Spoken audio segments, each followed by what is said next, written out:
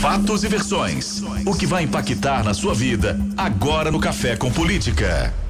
No Café com Política de hoje, a gente recebe o presidente da Associação Mineira do Ministério Público, Enéas Xavier Gomes. Bom dia para o senhor, seja muito bem-vindo aqui à Rádio Super. Bom dia, Thalita, bom dia, Rodrigo. Bom dia, doutor Enéas. Pois é, a gente chamou o Enéas aqui para poder falar sobre o projeto de lei que criminaliza o abuso de autoridade. Eu queria começar pedindo para que o senhor explicasse para a gente o que é essa lei de abuso de autoridade que está sendo tão debatida nesses últimos dias. Eu inicio agradecendo e parabenizando o Jornal Tempo e a Rádio Super por nos permitir trazer aqui essa discussão, que é uma discussão que toca a todos nós, que toca a sociedade mineira e a sociedade brasileira. Nós fomos surpreendidos na última semana com a aprovação, durante a calada da noite, uma aprovação sem qualquer discussão, sem qualquer verticalização, de um projeto chamado de abuso de autoridade, mas que nós temos entendido que se trata, bem da verdade, de um projeto de um certo estatuto do delinquente, uma vez que os tipos ali previstos e tudo que consta dentro do projeto tem com muito mais finalidade trazer uma enorme impunidade, no sentido diametralmente oposto daquilo que a sociedade tem cobrado, em sentido oposto daquilo que inclusive foi a pauta principal das últimas eleições. No momento em que o país anseia tanto por leis que são extremamente importantes, como por exemplo o fim do foro privilegiado, nós somos surpreendidos e premiados com um projeto aprovado de inopino sem qualquer discussão. É isso que nos traz aqui. Pois é, e eu pergunto para o senhor, presidente, os ministérios públicos, e o senhor é presidente da Associação Mineira do Ministério Público, os ministérios públicos, as associações estaduais dos ministérios públicos estão preparando alguma medida, alguma manifestação, algum protesto contra essa lei?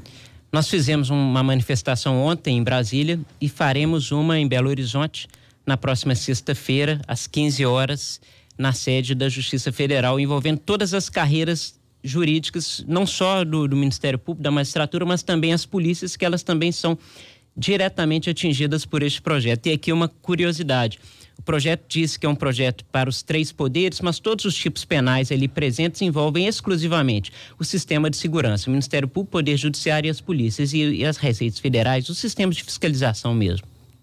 Seria uma forma de abuso de autoridade ter aprovado esse projeto na calada da noite, como o senhor mencionou? Eu acho que isso é justamente, você pontuou muito bem, é um exemplo de um abuso, uma vez que, se nós analisarmos o regimento da Câmara, o regimento interno, ele prevê expressamente a possibilidade de votação nominal, o que foi suscitado durante o processo legislativo. Isso está inclusive registrado. Havia ali mais de 31 deputados que levantaram a mão solicitando que fosse feita uma votação nominal. Isso foi solenemente ignorado pelo presidente da Câmara. E aí isso subtrai o direito do cidadão de saber como o deputado em que ele escolheu para estar ali gostaria de ter votou naquele processo legislativo.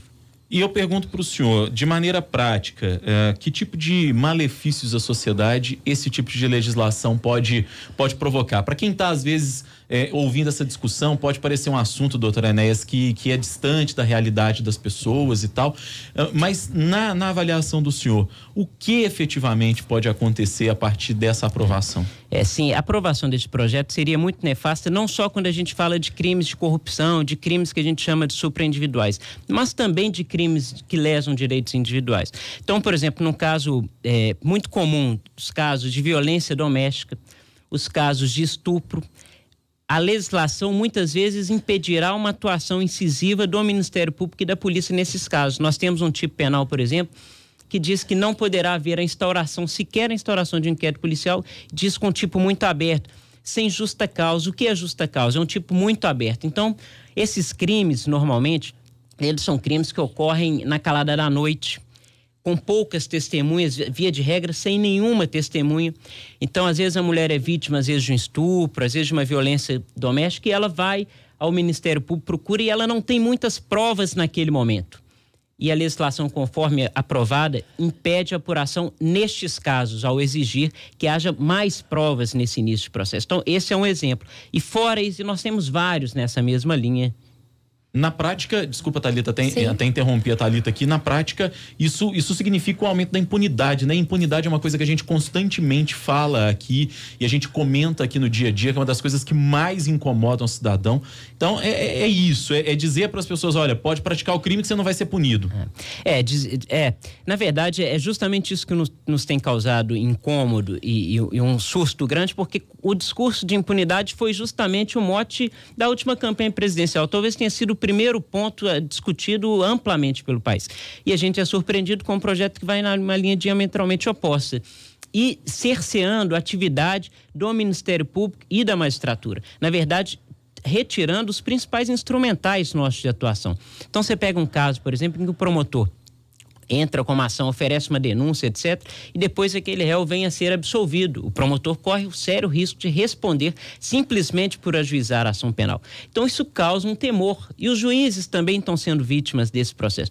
Não só os juízes de primeiro grau, como os desembargadores também. Nós temos tipos penais em que, por exemplo, no caso em que trazem expressões excessivamente abertas, em que se o juiz eventualmente decretar uma prisão preventiva ou um desembargador e aquela prisão for modificada pelos tribunais superiores, o juiz poderia responder. E aí vejam que contradição, o juiz decreta uma prisão e ao final do processo ele é que sai processado e com risco de ser preso, com uma pena, no caso, até 4 anos. Isso acontece muito, né, em relação a algumas prisões políticos. A gente sempre, em relação ao Lula, por exemplo, o ex-presidente Lula, num determinado momento, houve o pedido para que ele fosse talvez para uma liberdade e respondesse de forma fora da cadeia, cumprisse a pena uma parte de casa, e no mesmo dia a gente vê que sofre uma reviravolta, né? Seria nesses modelos, assim? Exatamente. É porque, na verdade, a interpretação da lei ela é difícil e não há uma certeza, o direito não é uma ciência matemática. Então, nós estamos sempre sujeitos às mais diversas interpretações, não só quanto à questão jurídica, mas quanto à questão dos fatos também. E o projeto, quando ele vai nessa linha de engessar a atuação, de criar um temor no juiz, o que você está dizendo para o juiz? Olha, não decrete mais as prisões, porque caso essa prisão venha a ser reformada por um tribunal superior, você sofrerá o risco de responder por aquilo, responder por esse processo. Então, é justamente essa a nossa maior preocupação. E uma coisa que tem que ficar clara também, que nenhum de nós defende a não alteração da legislação de abuso de autoridade. É uma lei de 1965 e ela realmente precisa ser aperfeiçoada. Não há nenhum problema em se alterar a legislação de abuso de autoridade. O que a gente defende é que seja feita uma alteração com discussão com a sociedade civil, com as instituições e com tipos que trazem segurança jurídica, naquilo que no direito penal a gente chama de taxatividade. A não utilização de tipos excessivamente abertos que tem como finalidade exclusivamente amordaçar as instituições. Pois é, e aí que tipo de mudança poderia ser feito, presidente? Porque o senhor entrou num assunto que eu ia justamente citar agora. O senhor reconhece que alguma mudança pode ser feita para atualizar uma legislação, que é uma legislação, quer dizer, que tem mais de 50 anos já, inclusive. Mas o que efetivamente poderia ser mudado para que essa legislação se adequasse e para que a gente talvez resolvesse essa equação entre a impunidade, que tanto nos incomoda, mas também um eventual abuso de autoridade que pode acontecer? Sim. Na verdade, o abuso ele é inerente ao ser humano. Por isso é importante que haja realmente freio, sim. Mas essa alteração legislativa, ela tem que trazer tipos que não sejam abertos, que não permitem subjetivismo exacerbado na análise. Então, essa legislação, por exemplo, quando ela trata instaurar inquérito sem justa causa. O que é justa causa? Ela não traz uma definição de o que seria efetivamente punido, sujeito à punição. Então, quando a gente fala de uma alteração que traga expressões mais fechadas, que permite que você leia e saiba, olha, isso daqui é crime, isso daqui não é crime.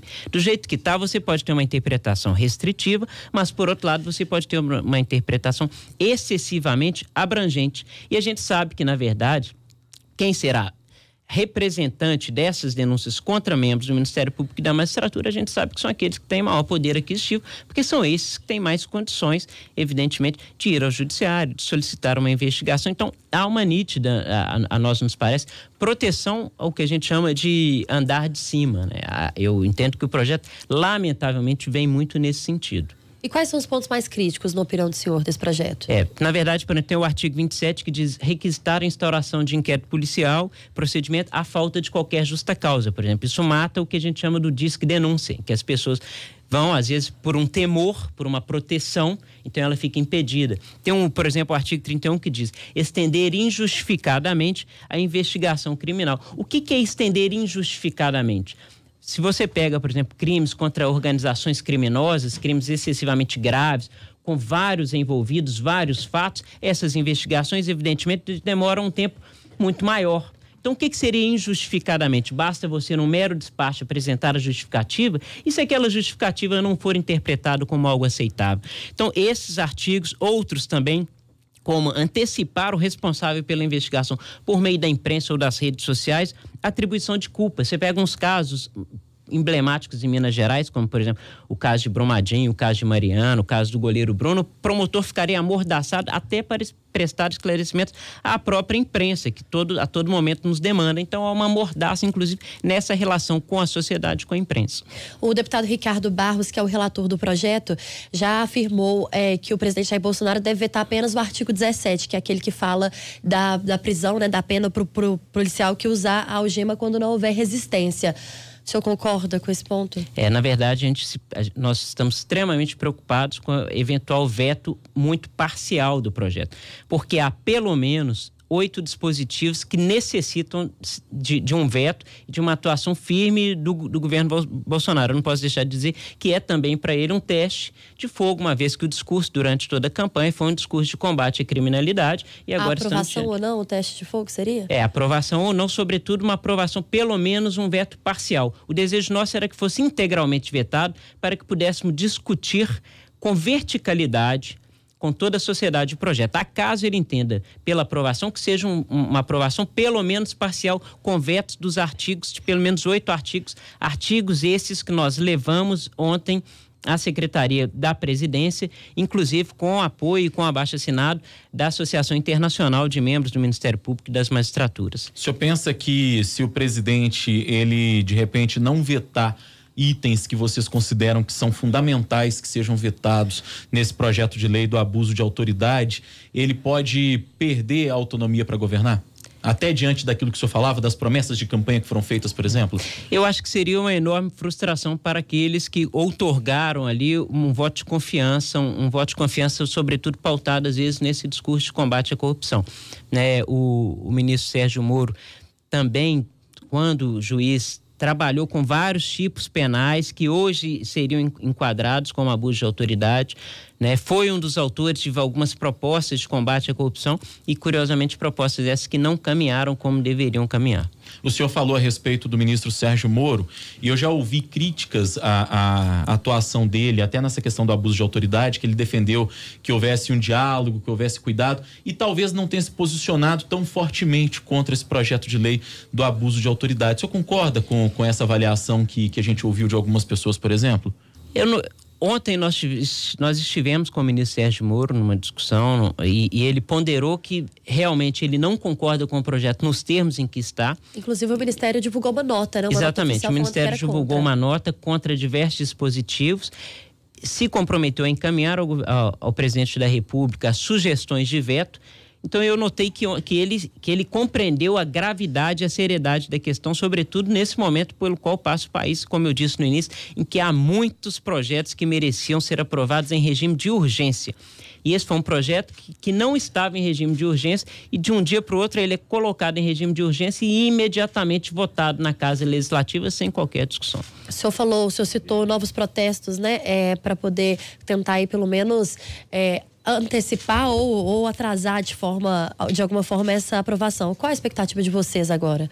A nossa expectativa é de um ato em Belo Horizonte sexta-feira. Em praticamente todas as capitais esse ato está ocorrendo. É de fato de sensibilizar não só o governo, mas também de buscar apoio popular para que a população entenda realmente a gravidade, a importância de um veto neste momento. E porque o que nós temos notado é que há uma tentativa de setores da Câmara e do Senado também de desmonte das carreiras do Ministério Público e da Magistratura. Então, é um projeto de abuso de autoridade, outro dia um projeto nas mais variadas áreas de atuação nossa, na atividade fim, na questão do incentivo à carreira. Então, há uma tentativa mesmo de enfraquecimento do Ministério Público e da Magistratura, o que era esperado, talvez, por conta das grandes operações que têm tocado o Brasil nos últimos anos, sobretudo na última década. Mas nós não esperávamos que elas viessem com tanta velocidade e com tanto atropelo. O senhor pensa que os vazamentos divulgados pelo site Intercept em relação à Operação Lava Jato, de alguma maneira, contribuíram para a celeridade, digamos assim, desse processo e da aprovação desse projeto? A bem da verdade, esses vazamentos não têm autenticidade, não têm legalidade e nós não sabemos efetivamente se eles são verídicos ou não. Mas é óbvio que no meio político eles podem ser usados como discurso argumentativo, e aí eu tenho que dizer que é um discurso de certa forma até falacioso, de discurso argumentativo para tentar utilizá-los como razão para projetos, não só deste projeto, como de outros, o que efetivamente não é comum, não é incomum em outros países do mundo, como ocorreu também na Itália, no caso da Operação Mãos Limpas. Por isso que eu disse que nós esperávamos, mas não com tamanha velocidade, com tamanho fôlego e com tamanho atropelo. Vamos para a hora do bate-pronto. No Café com Política. Hora do bate-pronto. São perguntas objetivas e respostas objetivas, combinado? Combinado. Vamos começar então. Abuso de autoridade existe de fato? Existe, onde há o homem há. Foro privilegiado? Existe 16 mil autoridades com foro privilegiado no Brasil. Possibilidade de mudança na Procuradoria-Geral da República, como o senhor avalia? Eu avalio com preocupação, porque é um cargo extremamente importante para a nação. Corrupção? Grande mal do país. Governo Zema até aqui? Eu acho que é um governo com acertos e desacertos como próprio do homem, do ser humano, mas com mais acertos que desacertos. E governo Bolsonaro? É uma incógnita ainda, talvez esse vai ser o primeiro grande teste de fogo no que toca ao mote de sua campanha. Presidente da Associação Mineira do Ministério Público, Enéas Xavier Gomes, foi nosso convidado hoje aqui no Café com Política. Mais uma vez com a gente aqui, gostaria de agradecer a sua presença, foi um prazer recebê-lo, presidente. Eu que agradeço a vocês mais uma vez por franquear o espaço para um tema tão importante que toca a vida de cada um de nós. Obrigado.